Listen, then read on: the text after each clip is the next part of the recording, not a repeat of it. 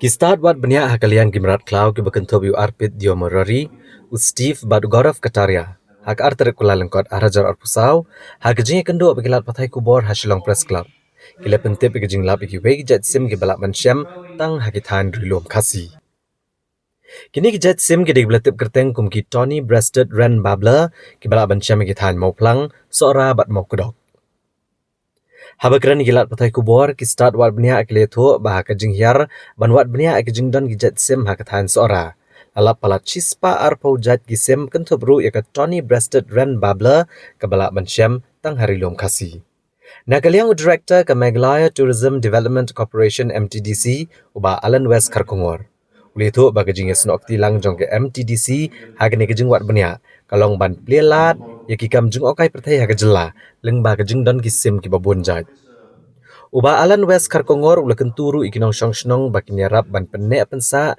yakini ki Jait Sim ki bakam kerpang namar bagi de ki Jait Sim ki balak ban Shem tang hari lom khasi. Nagliang Gorov Kataria unong seng ya ka Premium Bird Tour Company India Birding Tour uliatho ba ka jela Meghalaya ka degathan ka balak ban kieu ha ka kam jung okai perthai leng ba ka jingdon ki Sim ki babun Jait pat ka sarkar kron kam ban kam penjanai ha ka nikaliang Kumbalale Hagajala, Arunachal Pradesh. So most of you have not known also that in Meghalaya there is a bird that is endemic just in East Khasi's. I think it's called the Tawny breasted red babbler. It's endemic only to East Khasi's. It's found nowhere else in the world. And fortunately, a lot of them they managed to get a photograph of that bird in soil. The bird in question, I mean, we're talking about this one bird. We really should have a picture of it, but maybe I should just describe it. It's about this big. It is the size of a ping pong ball, and it's tiny. It's a brown color, but it's intricately patterned with all sorts of scaly patterns, all over it. It's kind of beige and brown, but it's beautiful. And it hides amongst the rocks and ferns and will just like pop out and then hide back again. So it lives mostly in just kind of near a waterfall, underneath ferns. And so I think for all of us, you should have just seen the smiles and whoops of joy when we got to finally see it.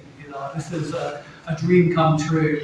And like Gaurav said, for visiting bird watchers, whether they're from India or the US, from the UK, wherever, having a central bird like that to focus on is just so important. That's what's going to draw people to this beautiful state.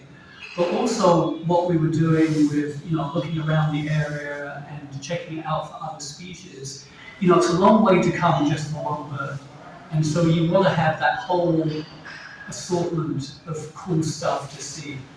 And that's what we were running into. I mean, we had a beautiful flock of broadbills just come moving by us. And then we ran into a bamboo partridge, which was super unusual to see. I mean, we had such a variety of things. And one of the really cool things about this area is just the road systems, how you'll be up on the table, up on the plateau, and then they go all the way down to the Bangladesh border. And so you're covering a real elevational range. And you get all different birds as the habitat changes. And just within a couple of hours, you can see a huge range of species. So from my perspective, just seeing how all the vegetation and birds changed very quickly was really exciting.